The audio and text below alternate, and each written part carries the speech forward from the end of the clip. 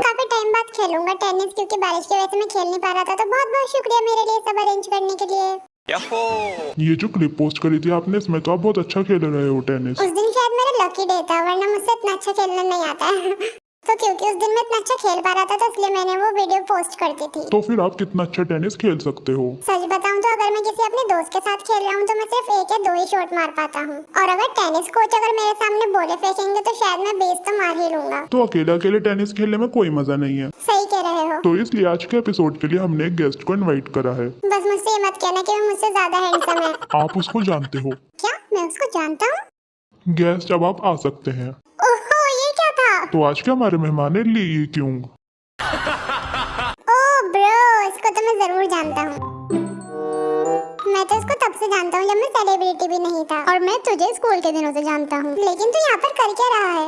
मैं तू नहीं तो कहा था मुझे आने की। तुझे टेनिस अच्छे से खेलना आता है? बिल्कुल नहीं। तो फिर तू यहाँ क्या कर रहा है? मैंने एक बार टेनिस शो को होस्ट करा है, तो इसलिए इन्होंने मुझे कॉल करी और मुझे यहाँ पर बुलाया। लेकिन मैंने उस शो को सिर्फ होस्ट कराया, कभी खेला नहीं है।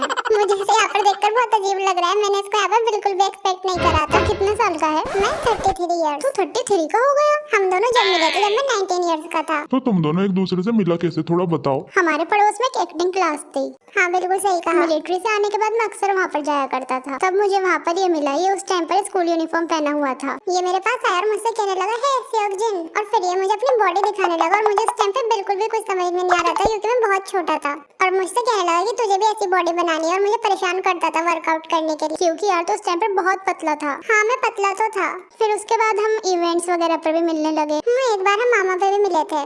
सही कहा। तो इस शो के बारे में बता मुझे थोड़ा कुछ। तो रन बीटीएस के बारे में जानता है? Run BTS? हाँ मैंने रन के बारे में तो पहले बहुत सुना है, लेकिन तुम ऐसे लोगों को हमारे शो पर कैसे बुला सकते हो? रन बीटीएस हमारा बहुत ही पॉपुलर शो है जो हम 8 सालों से चला रहे हैं। तूने एक भी एपिसोड नहीं देखा उसमें से? हम एक दूसरे को 17 सालों से जानते हैं। मैंने तेरे शो यूथ ओवर फ्लावर्स के सारे एपिसोड देखे हैं, लेकिन मैं तो उस शो में कभी था ही नहीं। है सच में? सॉरी यार। तुझे तो ये भी नहीं पता कि मैं टेनिस शो में भी था। मुझे पता है उसका नाम रन टेनिस ही तो था।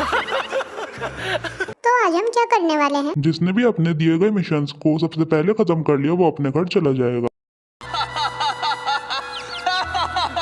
मतलब हमें इस गेम को पूरा करने में कितना टाइम लग सकता है? एक बार मुझे एक एपिसोड शूट करने में पूरे 8 घंटे लग गए थे, लेकिन एक दिन एक एपिसोड 2 घंटे में ही निपट गया था। और एक दूसरी बात ये भी है, अगर सेओकजिन ने अपना मिशन पूरा कर लिया और वो घर चला गया, लेकिन गेस्ट को फिर भी रुकना पड़ेगा और अपने मिशन को पूरा करना पड़ेगा। है सच में? वैसे ये मेरा आइडिया था।